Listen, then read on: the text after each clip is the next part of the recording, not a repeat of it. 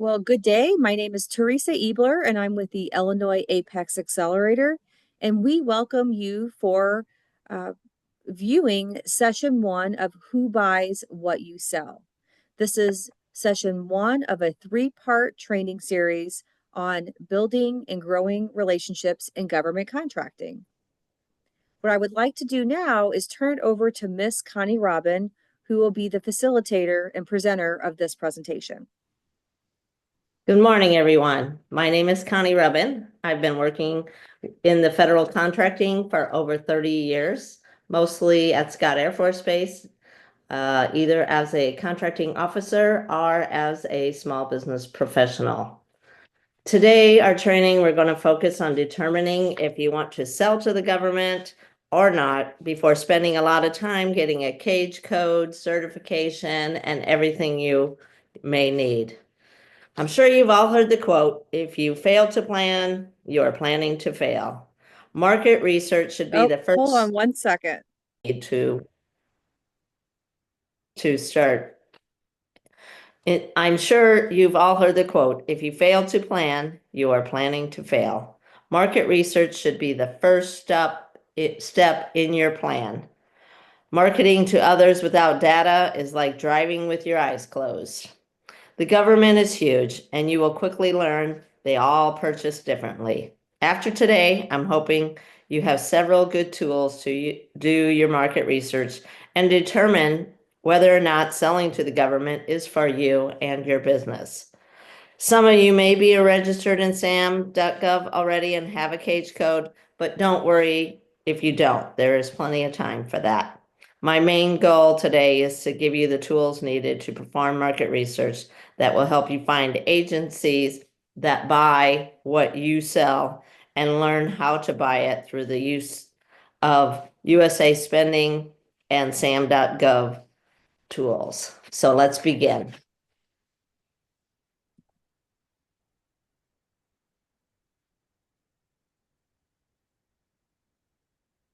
It's not moving.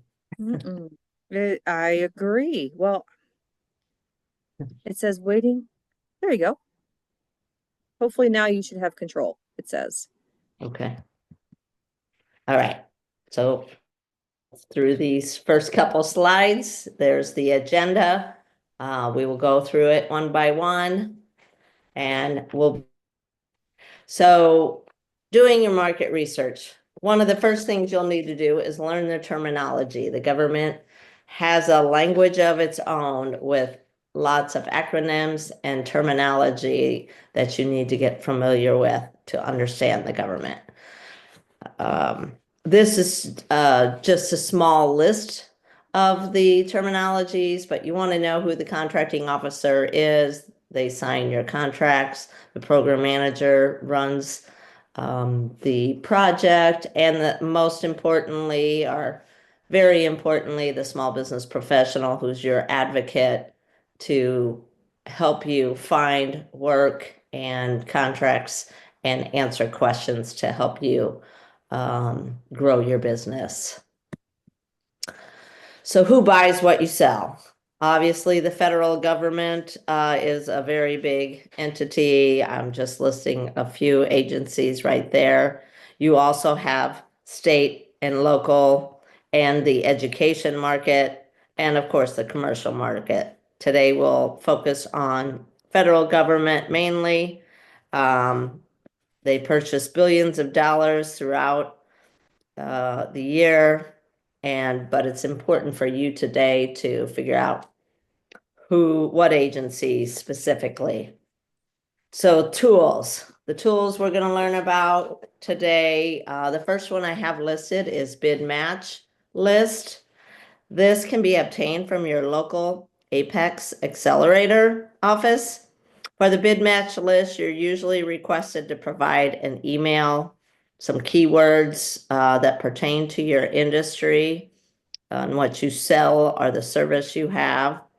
And they'll want to know what locations you want to sell to. It's a lot of information you can receive from this bid match. And it searches over 1,600 websites. So once you get started with your local Apex on the bid match list, you'll probably learn that it's too much information and it's giving you more than you need. So as you learn, you can contact your Apex Accelerator again and have that list refined to reduce getting information that is specifically important to you. The second tool I have listed is usaspending.gov. If you don't know about it, this will really open your eyes to all the data that's available to you.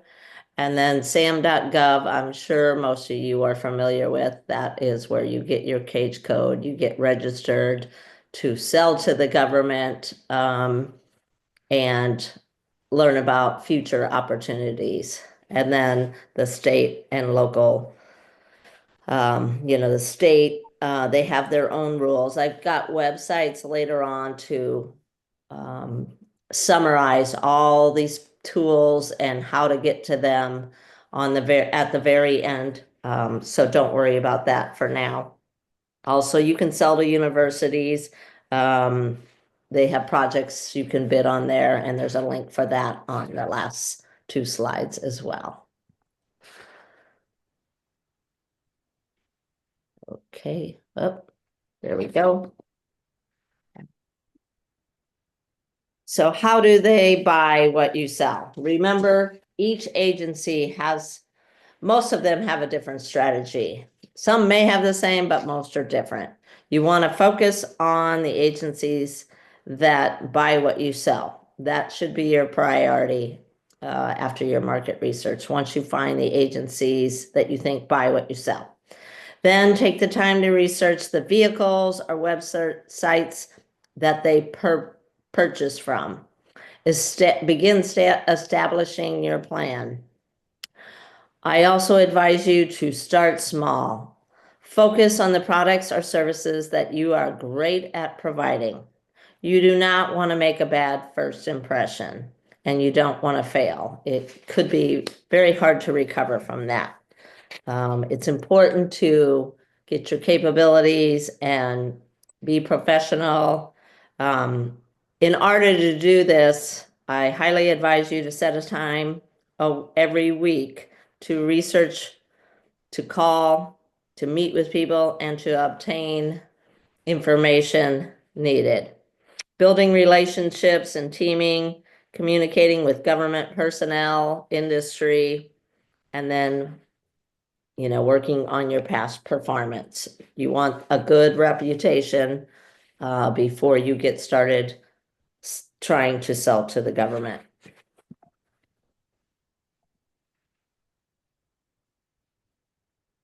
Okay. All right, teaming. Do not rule out teaming or subcontracting. Actually, it's really a great way to learn the government business while not being responsible yet. I put on here your frenemy, which is a prime contractor. Maybe normally you're competing with them, but in this case, it can prove to benefit them and yourself to learn government contracting. I realize many of your competitors team together all in the government all the time.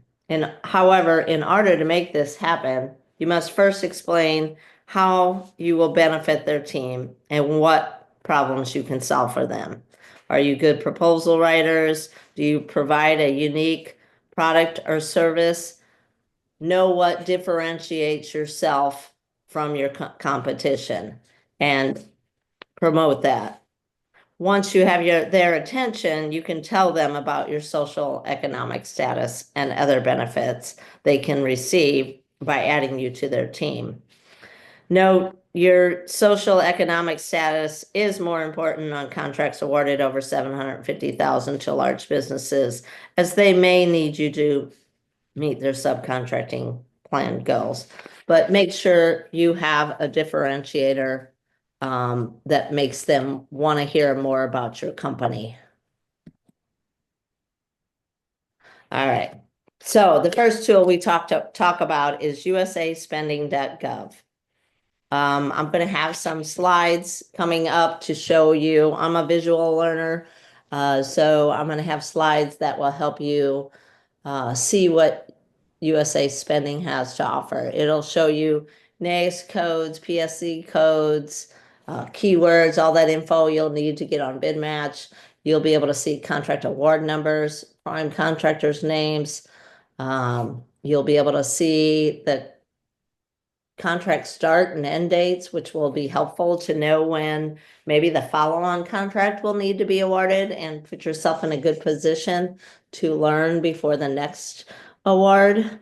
It'll tell you what agency awarded the contract, how they competed it, if they went full and open, or if they set it aside for a small business or a veteran-owned small business, or if it was actually sole source. It'll also give you the contract type and contract amount and so much more. All right, so how to search. This is just a video we won't go through today, but I love YouTube, and it just takes you step by step. So it's another tool in the toolbox if you have questions and you want to learn more about USA Spending. All right, so here is the first page. The good thing about usaspending.gov, you don't really have to log in. It's just a research tool, so you can just start searching right away. I click on Search Award Data, and it'll take you to this screen. On this screen, you'll want to start your search by adding filters. One important note is there are so many filters. So I advise you to click on each one, make sure you read through them, find out what you're really looking for.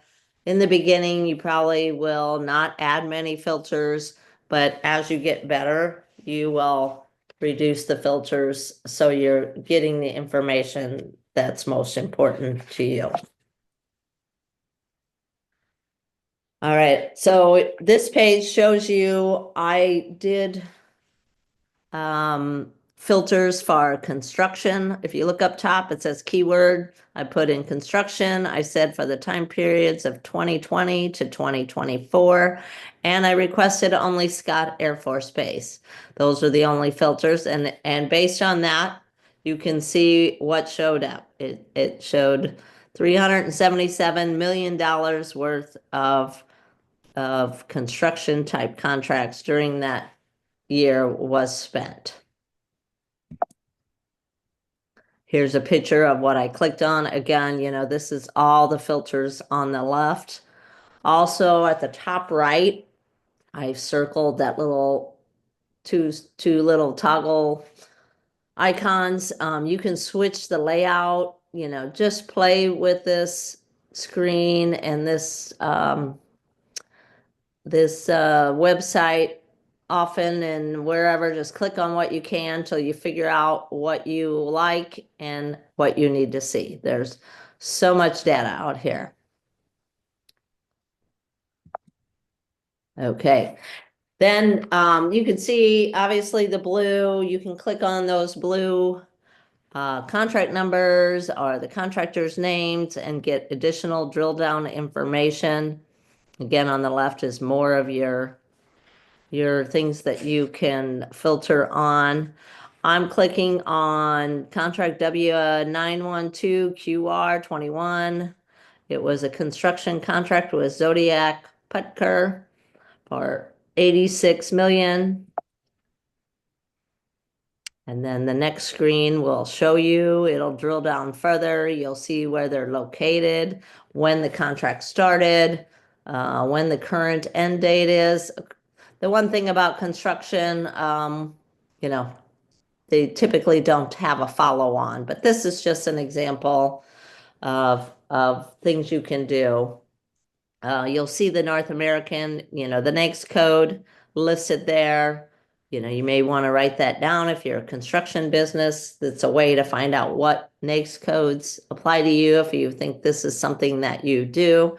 And it also gives you the PSC code that they used.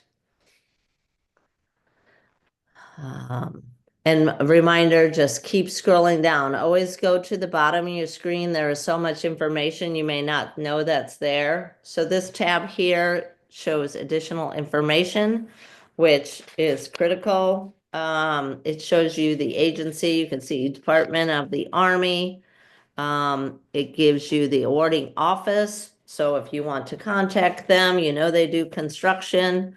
And if that's your business, you may want to reach out to them if that's a location you would like to go to. There's also acquisition details, competition details. This one shows that the solicitation was negotiated proposal and they received 3 proposals.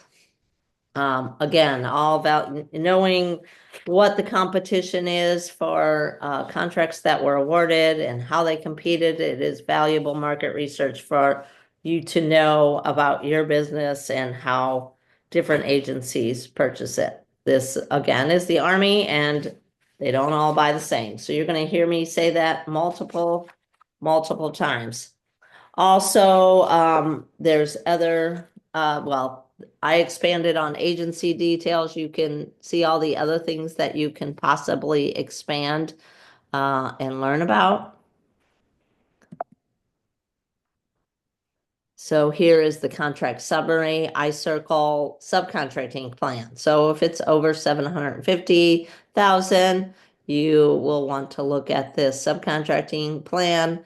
If they determine a subcontracting plan is not required, it can be either from the dollar amount or it can be the nature of the requirement, but the CO has to justify anytime there is no small business subcontracting plan on a fully competed contract. Again, you see the start and end, the start and the end dates.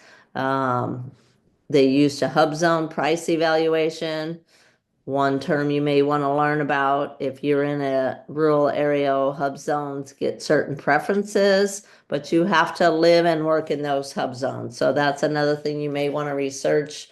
If you live in an underdeveloped area, you can go to a website and learn more about that. Contract type. So this was a definitive contract. Again, just, there's so much information. You may not realize the importance in the beginning, but just keep a mental note of all the things that is available on this website for you to research. All right. So the next tool that I'm going to teach you about is sam.gov. Sam, again, there's a YouTube video which is available, and I'm sure they get updated all the time. Also, you can go to sam.gov, and I didn't mention on USA Spending, they have training videos on their links as well. So if today's training doesn't answer all your questions, there are many other YouTube videos out there that you can also look at. All right, so how to search sam.gov. If you haven't, if you're just listening to this, wondering about the government and haven't been to sam.gov, you probably want to go there first. Establish a login because you'll use that account for multiple government locations. So make sure you keep track of your passwords, maybe start a notebook specifically for the government. So if you establish passwords or get into accounts, you keep track of that. SAM is more future opportunities where USA Spending was historical data.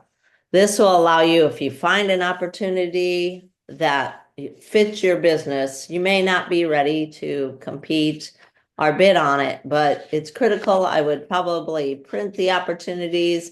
I would save them. So every email on that opportunity is sent to you as it's going on. You'll learn about changes they make, revisions on the solicitation, and just lots of information that you can also use as part of your market research and for future learning.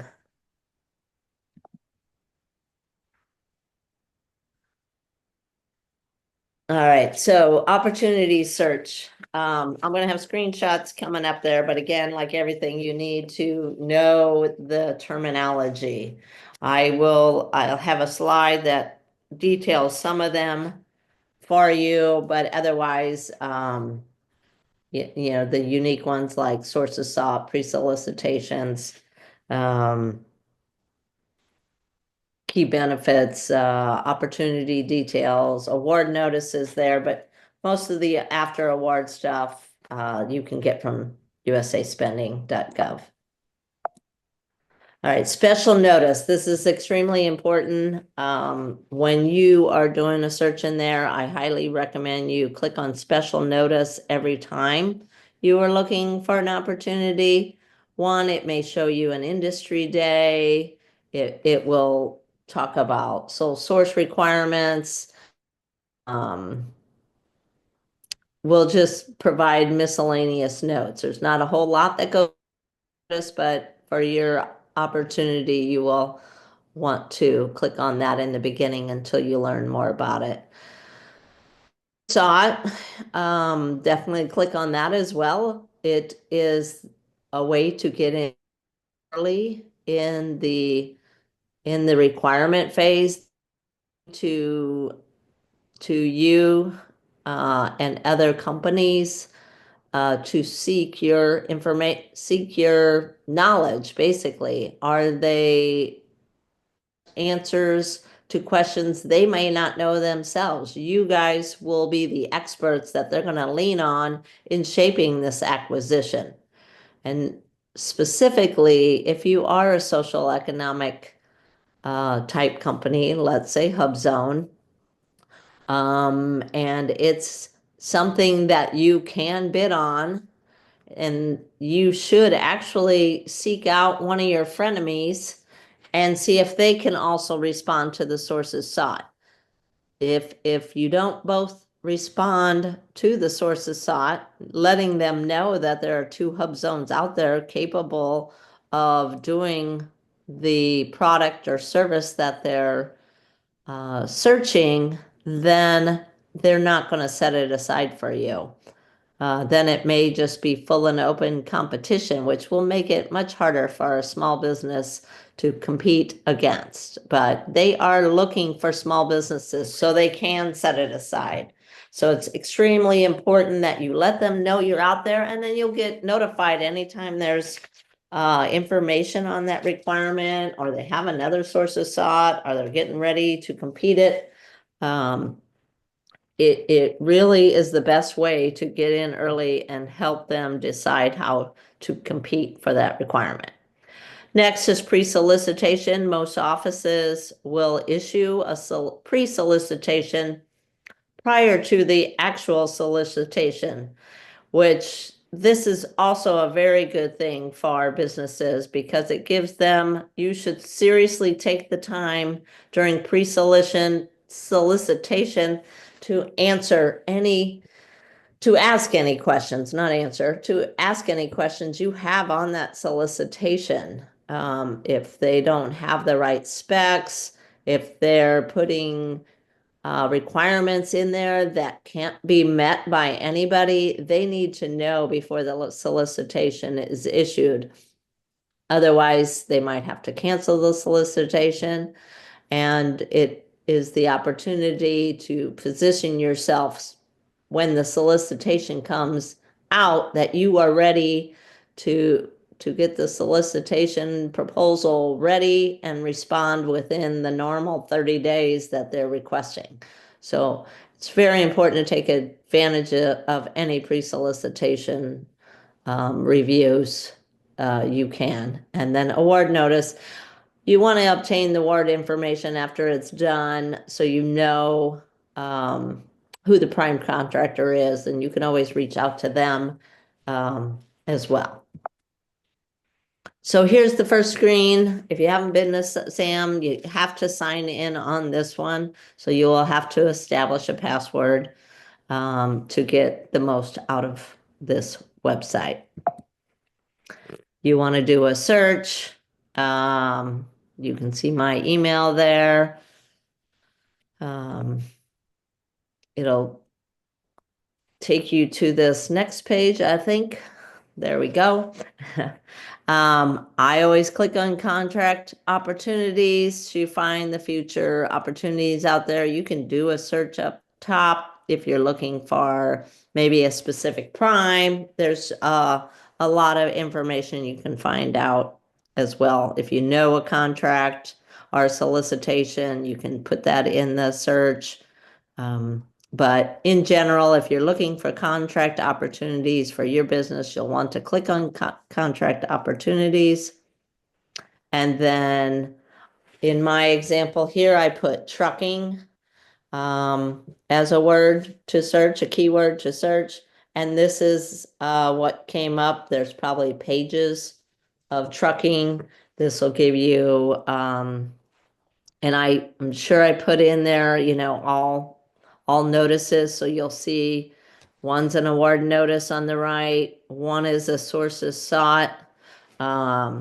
If any of them, you scroll down through all those trucking opportunities and see if anything piques your interest. You can spend hours looking through SAM or USA Spending because there's so much information out there. There's dates on there, notice types. Again, many filters you can use as you learn more about sam.gov. This is, I circled notice type there on the left. So I clicked on all of them. In the beginning, it's just good to see them all. Again, as you get better at this, then you can limit what you're searching for. NAICS codes, all of them are trucking types. So once you know if some of them don't apply to your business, absolutely don't, filter lower, you'll get better and then you'll be able to do this quicker every day. But this is something you want to have somebody in your business checking on once a week in your plan. To the right there, you'll notice, to the right there, you'll notice that it's got updated combined synopsis, who's issuing it. There's just, again, lots of information you should try to glean from filtering through here. All right, and if you want to do a set aside, you can, but the only caution I have there, if you do set asides and nothing comes up, then you're not learning what they're not setting aside. So if you want to see them all, I would recommend in your initial market research, just looking at everything, not set asides. So you can see if there's opportunities, you could reach out to that.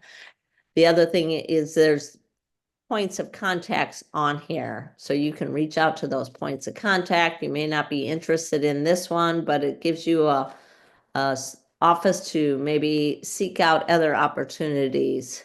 The status button over there on the left, I circled that as well. You have the opportunity to look at inactive ones as well. So if you know there was something out there that maybe recently closed or you're not finding something, I always just click on inactive to see what else it will pull up. And it may also show you valuable information on opportunities that recently closed or something. So always scroll down. Another thing that I will say over and over, make sure you're at the bottom of the page and seeing everything that the website has to offer. All right, so then, whoops, it went 2 pages up there. Whoop. Let's see. I gotta go back. Sorry, let me go back a page. Okay, right here. Yeah. All right. Nope, I did this page. So next page, this page. So now I clicked on the sample hauling services. If that's something you do, it's a synopsis solicitation by the Department of Agriculture. It's a combined synopsis solicitation. So if you want to open that, there'll be attachments, there'll be all kinds of information. If you want to just print the requirements so you know what clauses are required that you need to learn about and other things, again, just keep drilling down and learning as much as you can about opportunities that fit your company. Here is when you click on that land haul IDIQ. It gives you more information. Again, at the bottom of this, there's probably attachments of the solicitation, PWS that goes with it. All right, not moving. Let me try again. There we go. This one is a sources sought notice, and all sources sought will post that at the top of their description. Basically, they're telling you, here's what we're looking to buy in the future. Here's the next code. These too are all written differently by different agencies. So if you see one, don't expect the next one to look identical. But it'll ask you questions and you will need to respond to by a certain date. And it lets them know that you're out there. If you don't respond, then you're not going to help shape the acquisition and you have less of an opportunity to be included. So if it's something that you're extremely interested in, make sure you respond to the appropriate people listed in the sources sought. Right at the bottom of the sources sought and all requirements, you'll see they have a primary point of contact and a secondary point of contact. Reach out to them, and if you don't hear back, ask them for their, at a minimum, ask them if they can provide the small business professional's point of contact. Hopefully one of them will be responsive, and again, the small business professional is your advocate and they will help you with all opportunities in their office, not just this one, if it's an area that you might be interested.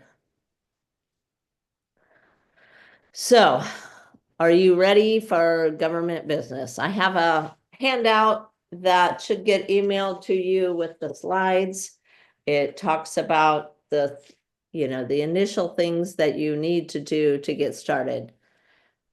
Don't think you can be ready to do government business overnight. Many businesses take 2 to 5 years to get ready and put themselves in a position to have experience, know the right terminology, speak intelligent about the business.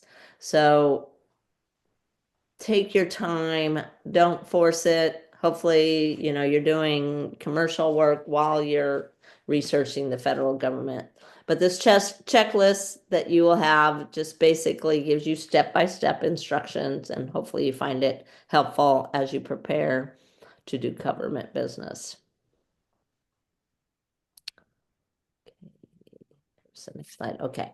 You want to make sure you're networking, getting your marketing plan together, and then eventually you can submit offers. And then the post award part. Remember post award, and the reason I bring that up, just because you get, if you are fortunate enough to get the post award, then you want to make sure you comply with it. There's a bunch of clauses and restrictions. You better make sure that you read through the whole thing. You don't want to be non-compliant on your first award. Seek help if you need to.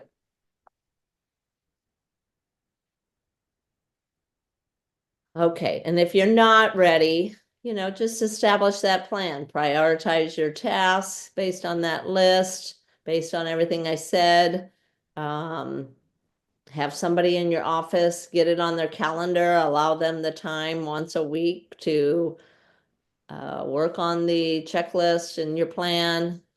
Then get registered in SAM when you're ready. There's a checklist in there, what's all needed to get a cage code. So download that so you're working towards that. Find out if you think you need a certification, find out what you have to do to receive those certifications. And then most importantly, determine whether you think you'll be profitable.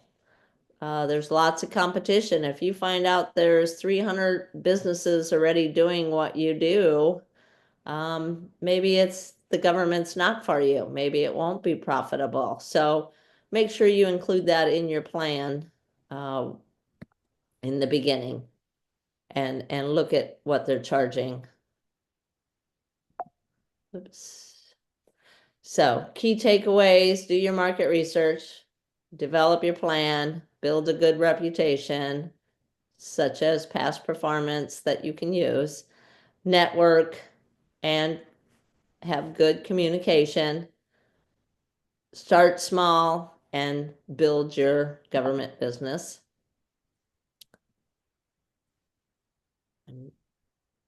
Thank you, Connie. I greatly appreciate your time and expertise in helping businesses with government contracting and market research to better prepare them for building relationships in government contracting.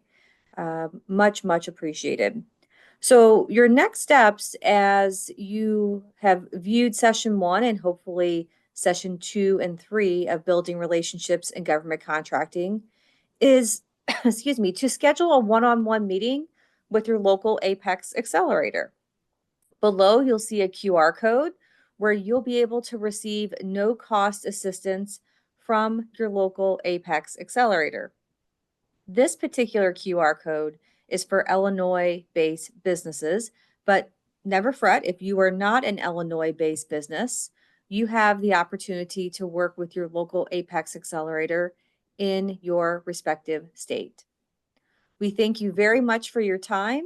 I do want to share with you that Miss Robin has a couple of backup slides in addition to the checklist that she has prepared to help you with being prepared for government contracting relationships. So you'll have several links that support her PowerPoint presentation. There's 2 pages of links that will also be included with your checklist and your copy of your slides. And we will next begin with session 2. Thank you again very much for your time, and we hope that this puts you in a better position for building relationships in government contracting.